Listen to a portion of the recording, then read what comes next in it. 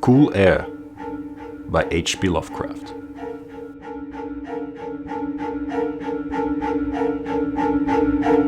You ask me to explain why I am afraid of a draught of cool air, why I shiver more than others upon entering a cold room, and seem nauseated and repelled when the chill of evening creeps through the heat of a mild autumn day.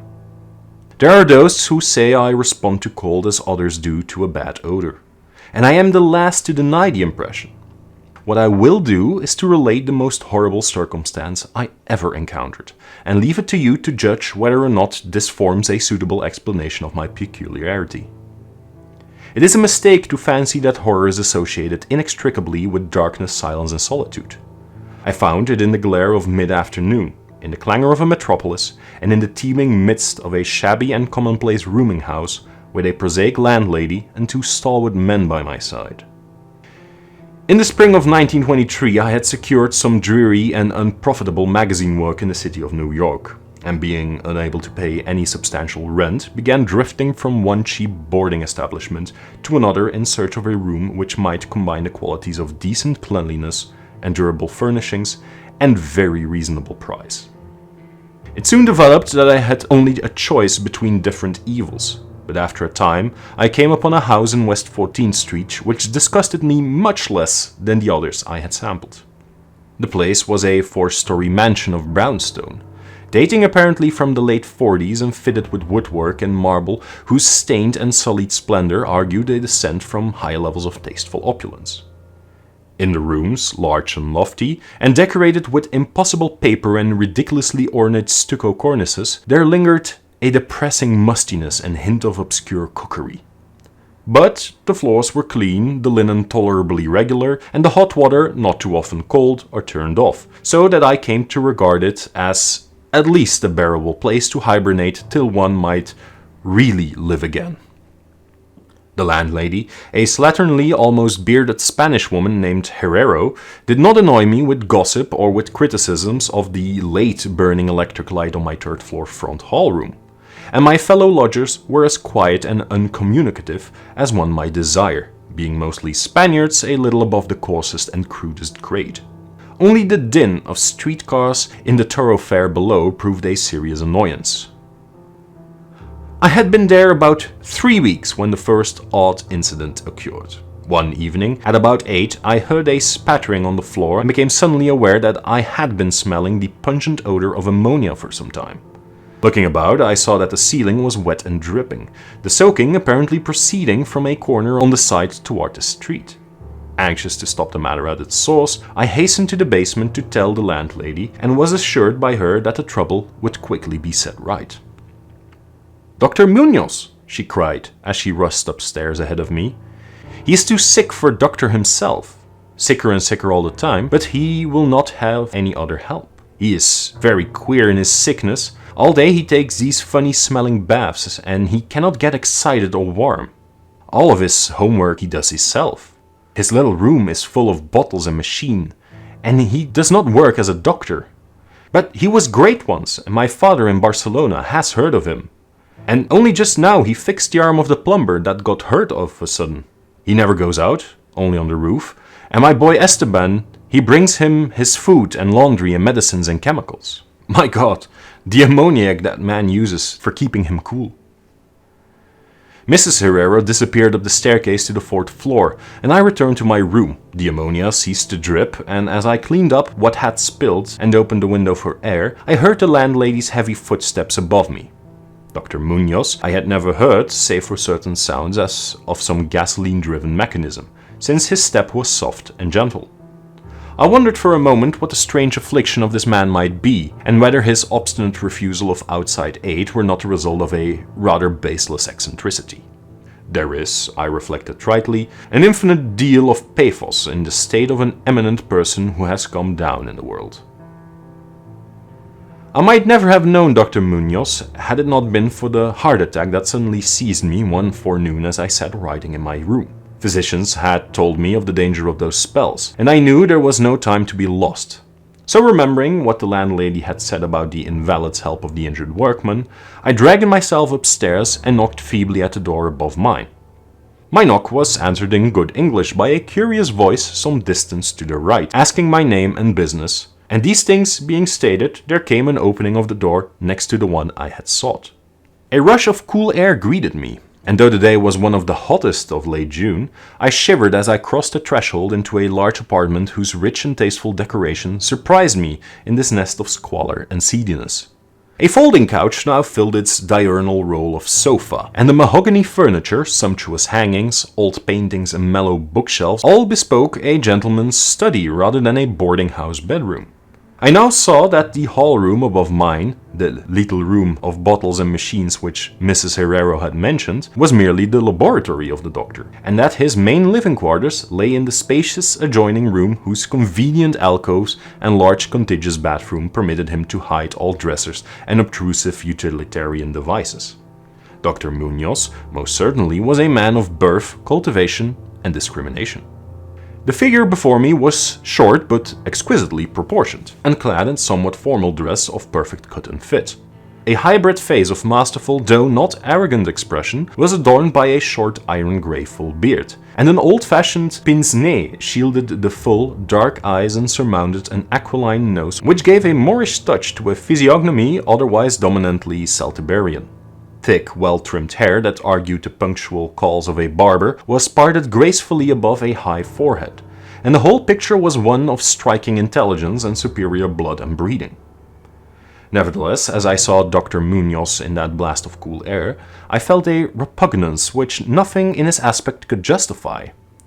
Only his lividly inclined complexion and coldness of touch could have afforded a physical basis for this feeling. And even these things should have been excusable considering the man's known invalidism.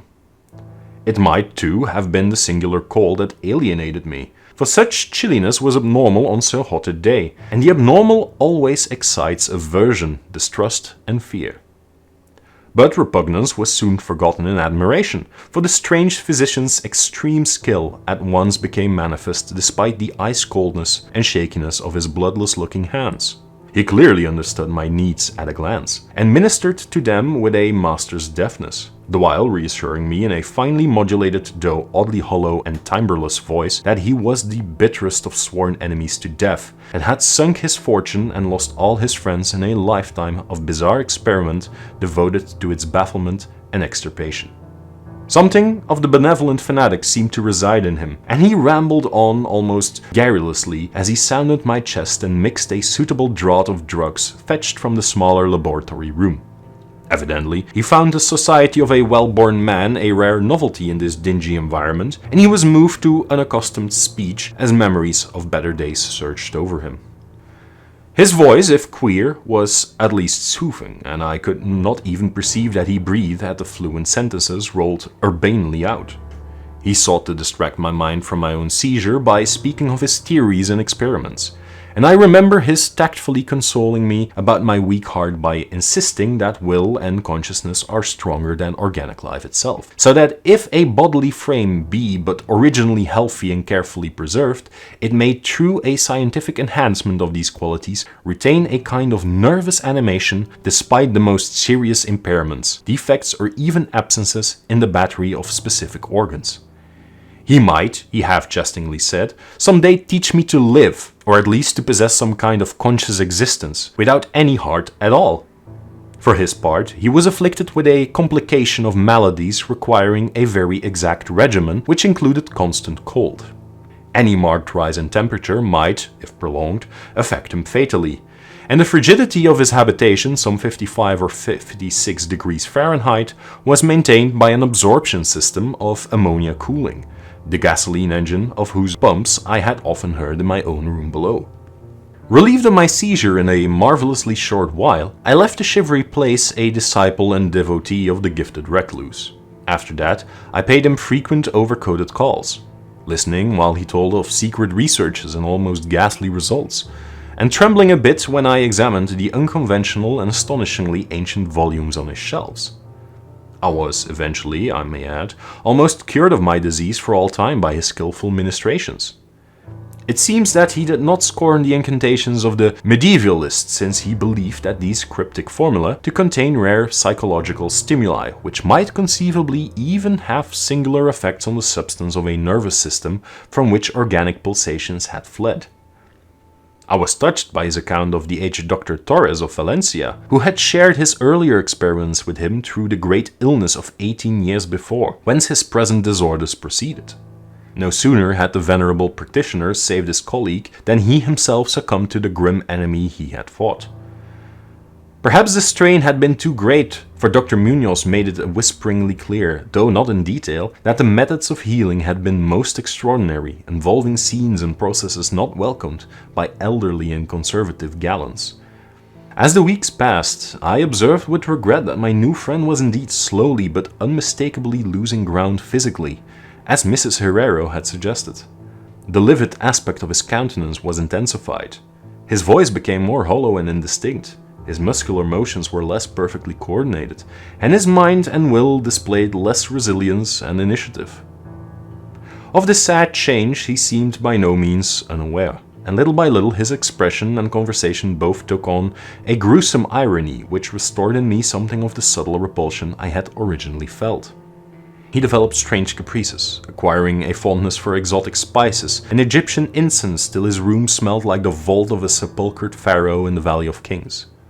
At the same time, his demands for cold air increased, and with my aid he amplified the ammonia piping of his room and modified the pumps and feed of his refrigeration machine till he could keep the temperature as low as 34 degrees or 40 degrees and finally even 28 degrees. The bathroom and laboratory, of course, being less chilled in order that water might not freeze, and that chemical processes might not be impeded. The tenant adjoining him complained of the icy air from around the connecting door, so I helped him fit heavy hangings to obviate the difficulty. A kind of growing horror of outre and morbid cast seemed to possess him. He talked of death incessantly, but laughed hollowly when such things as burial or funeral arrangements were gently suggested. All in all, he became a disconcerting and even gruesome companion. Yet in my gratitude for his healing, I could not well abandon him to the strangers around him, and was careful to dust his room and attend to his needs each day, muffled in a heavy ulster which I bought especially for the purpose. I likewise did much of his shopping and gasped in bafflement at some of the chemicals he ordered from druggists and laboratory supply houses. An increasing and unexplained atmosphere of panic seemed to rise around his apartment. The whole house, as I have said, had a musty odor, but the smell in his room was worse, and in spite of all the spices and incense and the pungent chemicals of the now incessant baths which he insisted on taking unaided. I perceived that it must be connected with his ailment, and shuddered when I reflected on what that ailment might be. Mrs. Herrero crossed herself when she looked at him, and gave him up unreservedly to me, not even letting her son Esteban continue to run errands for him. When I suggested other physicians, the sufferer would fly into as much of a rage as he seemed to dare entertain. He evidently feared the physical effect of violent emotion, yet his will and driving force waxed rather than waned, and he refused to be confined to his bed. The lassitude of his earlier ill days gave place to a return of his fiery purpose, so that he seemed about to hurl defiance at the deaf demon even as that ancient enemy seized him. The pretense of eating, always curiously like a formality with him, he virtually abandoned, and mental power alone appeared to keep him from total collapse.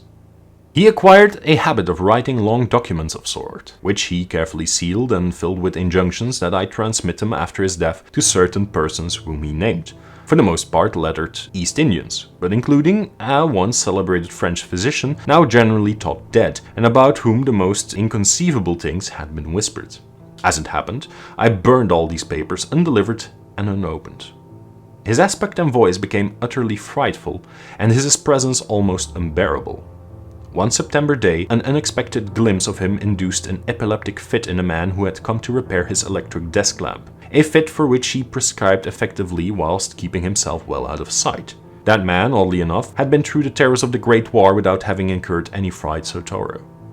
Then, in the middle of October, the horror of horrors came with stupefying suddenness. One night, about 11, the pump of a refrigerating machine broke down, so that within 3 hours, the process of ammonia cooling became impossible. Dr. Munoz summoned me by thumping on the floor, and I worked desperately to repair the injury, while my host cursed in a tone whose lifeless, rattling hollowness surpassed description. My amateur efforts, however, proved of no use, and when I had brought in a mechanic from a neighboring all-night garage, we learned that nothing could be done till morning, when a new piston would have to be obtained. The moribund hermit's rage and fear, swelling to grotesque proportions, seemed likely to shatter what remained of his failing physique, and once a spasm caused him to clap his hands to his eyes and rush into the bathroom. He groped his way out with face tightly bandaged, and I never saw his eyes again. The frigidity of the apartment was now sensibly diminishing, and at about 5 a.m. the doctor retired to the bathroom, commanding me to keep him supplied with all the ice I could obtain at all-night drugstores and cafeterias. As I would return from my sometimes discouraging trips and lay my spoils before the closed bathroom door, I could hear a restless splashing within, and a thick voice croaking out the order for "More! More!" At length, a warm day broke, and the shops opened one by one. I asked Esteban either to help with the ice fetching whilst I obtained the pump piston, or to order the piston while I continued with the ice, but, instructed by his mother, he absolutely refused. Finally, I hired a seedy-looking loafer whom I encountered in the corner of 8th Avenue to keep the patient supplied with ice from a little shop where I introduced him, and applied myself diligently to the task of finding a pump piston and engaging workmen competent to install it. The task seemed interminable, and I raged almost as violently as a hermit when I saw the hours slipping by in a breathless, foodless round of vain telephoning and a hectic quest from place to place, hither and thither by subway and surface car. About noon I encountered a suitable supply house far downtown, and at approximately 1:30 p.m. arrived at my boarding place with the necessary paraphernalia and 2 sturdy and intelligent mechanics. I had done all I could and hoped I was in time. Black terror, however, had preceded me. The house was in utter turmoil, and above the chatter of awed voices I heard a man praying in a deep basso. Fiendish things were in the air, and lodgers stole over their beads and their rosaries as they caught the odor from beneath the doctor's closed door. The lounger I had hired, it seemed, had fled, screaming and mad-eyed not long after his secondary delivery of ice, perhaps as a result of excessive curiosity. He could not, of course, have locked the door behind him, yet it was now fastened, presumably from the inside. There was no sound within, save a nameless sort of slow, thick dripping. Briefly consulting with Mrs. Herrero and the workmen, despite a fear that gnawed my inmost soul, I advised the breaking down of the door, but the landlady found a way to turn the key from the outside with some wire device. We had previously opened the doors of all the other rooms of that hall and flung all the windows to the very top. Now, noses protected by handkerchiefs, we tremblingly evaded the accursed south room which blazed with the warm sun of early afternoon. A kind of dark, slimy trail led from the open bathroom door to the hall door, and thence to the desk where a terrible little pool had accumulated. Something was scrawled there in pencil in an awful blind hand on a piece of paper hideously smeared as though by the very claws that traced the hurried last words. Then the trail led to the couch and ended unutterably. What was, or had been, on the couch, I cannot and dare not say here. But this is what I shiveringly puzzled out on the stickily smeared paper before I drew a match and burned it to a crisp. What I puzzled out in terror as the landlady and 2 mechanics rushed frantically from that hellish place to babble their incoherent stories at the nearest police station. The nauseous words seemed well nigh incredible in that yellow sunlight, with the clatter of cars and motor trucks ascending clamorously from crowded 14th Street, yet I confess that I believed them then. Whether I believe them now, I honestly do not know. There are things about which it is better not to speculate, and all that I can say is that I hate the smell of ammonia, and grow faint at a draught of unusually cool air. The end, ran the noisome scrawl, is here. No more ice. The man looked and ran away. Warmer every minute, and the tissues can't last. I fancy you know what I said about the will and the nerves and the preserved body after the organs ceased to work. It was good theory, but couldn't keep up indefinitely. There was a gradual deterioration I had not foreseen. Dr. Torres knew, but the shock killed him. He couldn't stand what he had to do. He had to get me in a strange dark place when he minded my leather and nursed me back. And the organs never would work again. It had to be done my way. Artificial preservation. For you see, I died that time, 18 years ago.